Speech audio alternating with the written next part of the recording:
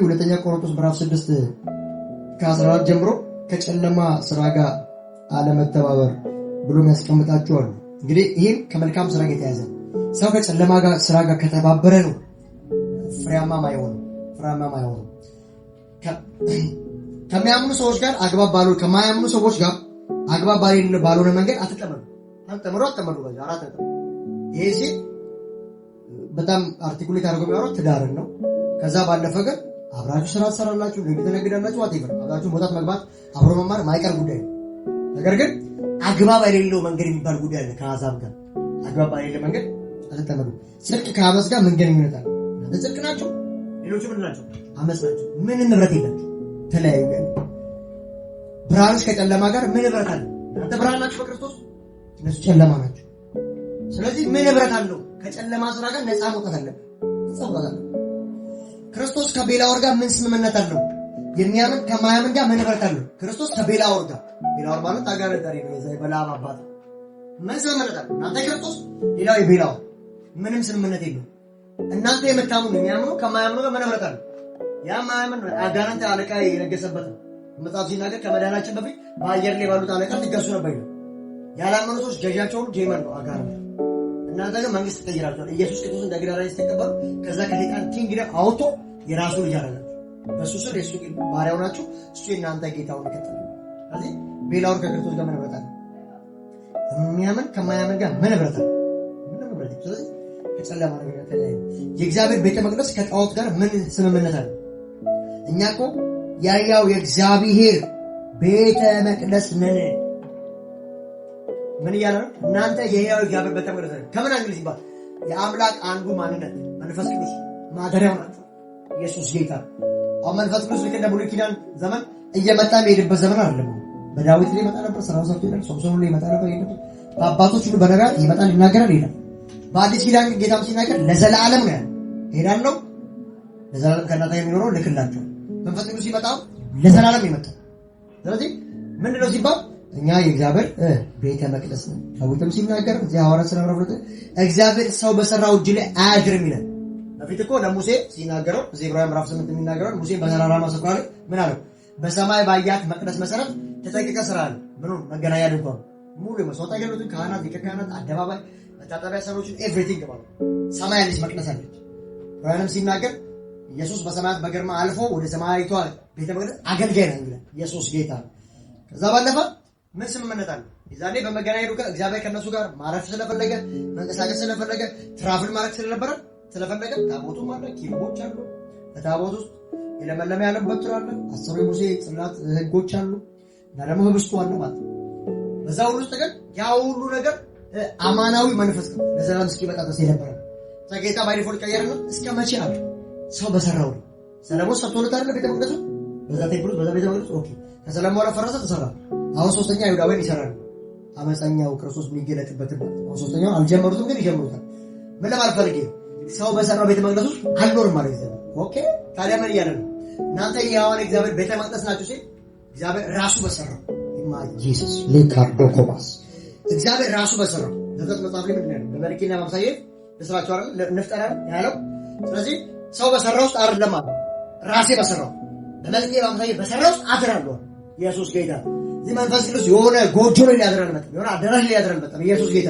አሁን እዚህ የተሰበከ እዚህ አዳራሽ ውስጥ አለ መንፈስ ቅዱስ ያለው አንተ ውስጥ ነው ያለው። ኢየሱስ ጌታ። አንቺ ውስጥ ነው ያለው። ኢየሱስ ያድናል። ለምን ሲባል ሰው በሰራው ቤት ውስጥ አልኖርም ማለት ራሱ በሰራው ኢየሱስ ጌታ። ክብር ለጌታ ይሁን። እግዚአብሔርም እንዲህ ሲል ተናግሯል። ከእነርሱ ጋር እኖራለሁ፣ በመካከላቸው እመላለሳለሁ፣ አምላካቸው እሆናለሁ፣ እነርሱም ሕዝቤ ይሆናሉ። ከነማን ጋር? ከእነርሱ ጋር እኖራለሁ። በአንቺና በአንተ ውስጥ ሊኖር ለዘላለም መንፈስ ቅዱስ ነው። ለረመዚ በብሉይ ኪዳን ዘመን ይሄ ሆኖ አያውቅም። በዳዊት ላይ በሶምሶን ላይ በሙሉ በጻፉት 16 መጽሐፍ በጻፉት ነቢያት በሌሎች አባቶች መንፈስ ቅዱስ ለዘላለም በእነሱ ላይ ሆኖ አያውቅም። ዘፍጥረት ምዕራፍ 1 ሲናገር መንፈስ ቅዱስ በውኃ ላይ ሰፎ ነበር። ኢየሱስ ጌታ። አዲስ ኪዳን ላይ ታምር ተፈጠረ። ኢየሱስ ጌታ። የክርስቶስ ኢየሱስ ሞትና ትንሣኤ ግን የቀየረው ነገር አለ። እግዚአብሔር የሆነ ሰው ከሰራው ጎጆ ውስጥ ሰው ከሰራው ቴምፕል ውስጥ ወጥቶ ራሱ በሰራው ኖራለሁ። ኢየሱስ ያድናል። ከዛ በዚያ ላይ ከእነርሱ ጋር እኖራለሁ፣ በመካከላቸው መመላለሳለሁ። እኛ ውስጥ ይኖራል ለዘላለም መንፈስ ቅዱስ። ከኛ ጋር ይመላለሳል። አምላካቸው መሆናሉ። ኦኬ እነርሱም ሕዝብ ይሆናሉ። ስለዚህ ከመካከላቸው ውጡ። ከነማን? እርኩስ ከሚያደርጉ ካልተቀደሱ እንደፈለጉ ከሚኖሩት ከመካከላቸው ውጡ። ለኔም የተለያችሁ ሁኑ። መካከላችሁ ውጡ ሰፓሬሽን ነው። ከዛ ደግሞ ሰሌክት ሁኑ። ለኔም የተለያችሁ ሁኑ ይላል ጌታ ኢየሱስ ጌታ ነው። ዛሬ በኢየሱስ ስም ከመካከላቸው ከኃጢአተኞች መንደር ከክፉዎች መንደር መለየት ይሆንላችሁ። በኢየሱስ ስም ከመካከላቸው መውጣት ይሆንላችሁ። ለኔም ተለዩ ያለው እግዚአብሔር ለሱ ሰፓሬት መሆን ይሆንላችሁ። ለሱ ብቻ ተቀድሶ መኖር ይሁንላችሁ። እርኩስ የሆነው ነገር አትንኩ። ከበክርስትና እርኩስ አይነካም። ክፋት አይነካም። አድመኝነት፣ ዘረኝነት አይነካም። ሁሉ በክርስቶስ አንድ ነው። መጽሐፍ ሲናገር አይደል? ዋሽተናልና በደሙ ዋሽተናልና ለአባትና ለርስት ካህናት አድርገናል። ከዘር ቋንቋ ካህናት ዋሽተናል። ለአባትና ለርስት ካህናት አድርገናል። ስለዚህ በክርስቶስ የተዋጀ ዘረኛ ሊሆን አይችልም። በክርስቶስ የተዋጀ አመፀኛ ሊሆን አይችልም። በክርስቶስ የተዋጀ እልከኛ ሊሆን አይችልም። በክርስቶስ የተዋጀ የሥጋ ስራዎች በሱ ላይ አይገለጥም። ግን ምን ይችላል? ሊደክም ይችላል። ግን ፔኔትሬት አድርጎ ይነሳ፣ በንስሐ ይመለስ፣ በአማላጅ በኩል ህብረቱን ያስቀጥል። ኢየሱስ ጌታ። ስለዚህ ላይ ምን አለ? ውጡ፣ ከመካከላቸው ውጡ። ኦኬ።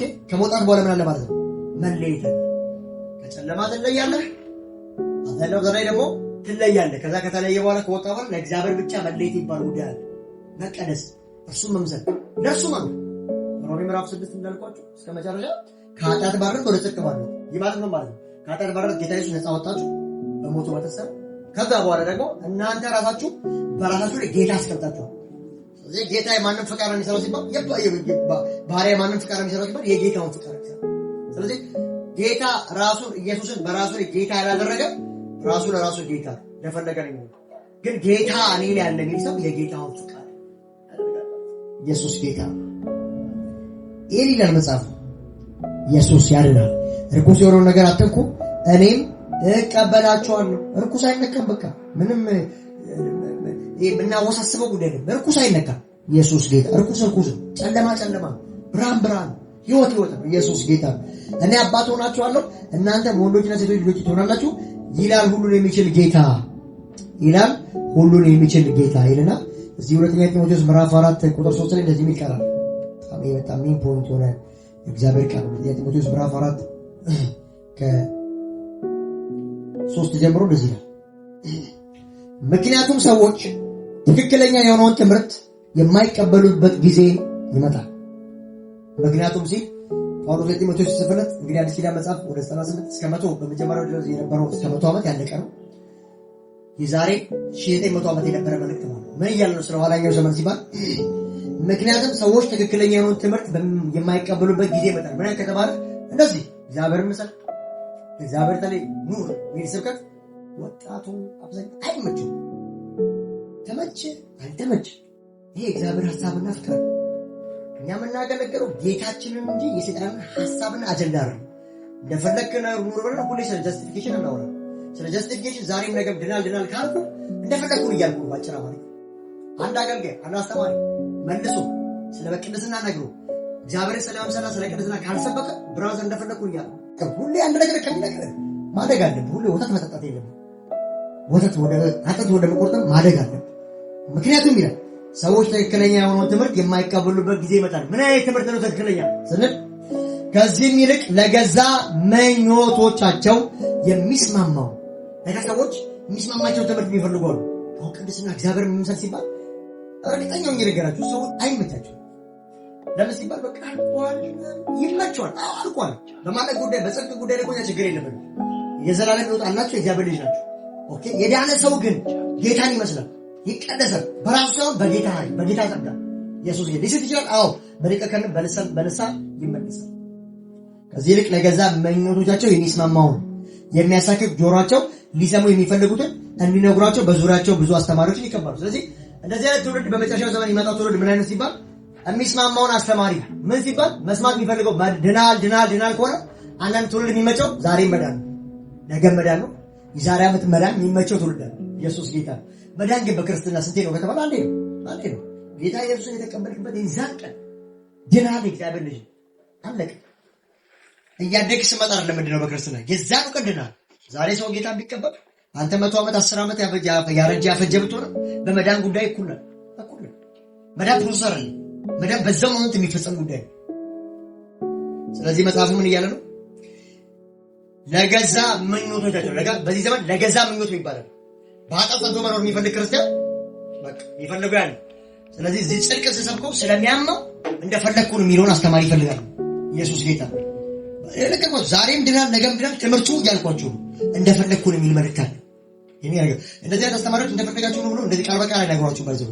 ግን ዞሮ ዞሮ ትምህርታቸው ወደዛ ላይ ያመራ ያለ ስናይ ልጆቻቸው ፍሬ የላቸው እንደፈለጉ የሚኖሩ ኃጢአት እንደ ውሃ ጭልጥ የሚያደርጉ በዝሙት የሚታሙ ካለ ትዳር ቤተክርስቲያን ማጣቀው ትዳር ውስጥ የሚገቡ ትልክስክስ ያለ ህይወት የሚኖሩ ከዛ በጸጋ ድኛሉ ስለማጠፋ አረብራታ ስለማጠፋ የማይጠፋ ሰው ካራክተር ወይ እውነት ጌታን የሚያውቅ ሰው ካራክተር ወይ ጌታን ስታውቁ ለጌታ መኖር ነው ያለብን። እነዚህ አይነት አስተማሪዎችማ ያረገዙ ሴቶችን ራሱ በቤተክርስቲያን ላይሰንስ ሰጥቶ ያጋባሉ። ስላዳር ቦታ የላቸውም። ትልልቅ አብያተ ክርስቲያን የከለከለችው ትዳር አርግዛ ሆዷ እንደዚህ ታየ ትልቅ ቤተክርስቲያን በር መድረክ ላይ ወጥቶ ይድሯታል። ምንድነው ሲባል ዓላማቸው ሌላ ነው። የእግዚአብሔር መንግስት የማፈራረስ ነው። ኢየሱስ ጌታ ነው። በእግዚአብሔር ቃል ደግሞ በትዕቢት የሚነሳው በእግዚአብሔር በእውነት ቃል አፈርሰዋል። ኢየሱስ ጌታ ይፈርሳል። የአመፅ ጎጆች ይፈርሳሉ። ኢየሱስ ጌታ ነው። ስለዚህ የገዛ ምኞታቸውን የሚስማማው የገዛ ምኞት የሚባል ጉዳይ አለው። እንደፈለገ መኖር የሚፈልግ ሰው መገዛ አይፈልግም። እግዚአብሔር ቃል እንዲገዛው መሽሎክሎ ነው የሚፈልገው። ልክ በሆነ እግዚአብሔር ቃል ሲያጠና ራሱ የሚነካው ከሆነ አይፈልገው። የማይነካውን ደስ የሚለው የመልቀም አባዜ ያለባቸው አስተማሪዎቻቸው እንደዛ ናቸው። ባይዘው ስለ ጽድቅ ለማስተማር ይፈልጋሉ። ስለ መዳን በሕግ አይደለም በጸጋ። ከዛ ሮሜ የሚፈልጓትን ከዛ ገላትያ ኖ ክርስትና ያለ ሮሜ ስታስጠና ከ1 እስከ 12 እስከ መጨረሻ፣ ዕብራውያን ስታስጠና ከ1 እስከ 13፣ ገላትያ ከ1 እስከ 6 መጨረስ አለብን። ጳውሎስ ሲሰብክ ባይዘው ድናል ተቀድሳል ብቻ ብሎ አይደለም ያለው ይገጻል መልሶ። አሁን ማስጠናችሁ እኮ ጳውሎስ ሲጻፈው ነው ያስተማርኳቸው ያለው። ጳውሎስ ስለ ጽድቅ ጮኸ፣ እግዚአብሔርን ስለመምሰል ጮኸ እንጂ ስለ መዳን ብቻ አይደለም የጮኸው። ስለዚህ ተመለሱ፣ እንደዚህ አይነት አስተማሪዎች ባይዘው ተመለሱ፣ ወደ እግዚአብሔር ተመለሱ። እረኛውን ምታ በጎች ይበተናል። ኢየሱስ ጌታ። ስለዚህ ከዚህ ይልቅ ገዛ ምኞታቸው የሚስማማውን የሚያሳክክ ጆሮ ሊሰማ የሚፈልገውን እንዲነግሯቸው በዙሪያቸው ብዙ አስተማሪ ይችላል። በቃ ሰው ህዝቡ ራሱ የሚፈልገው የሚያሳክከውን ደስ የሚለው ለመስማት አስተማሪ ይመድባል። እዚህ ቤት የሚመቸው ትምህርት ካልሆነ አይመጣም። ያሰው የሚመቸው ትምህርት አለ እዛው የእሱ ልምምድ ያበረታታል። እንደፈለግ ሁለት ይለዋል።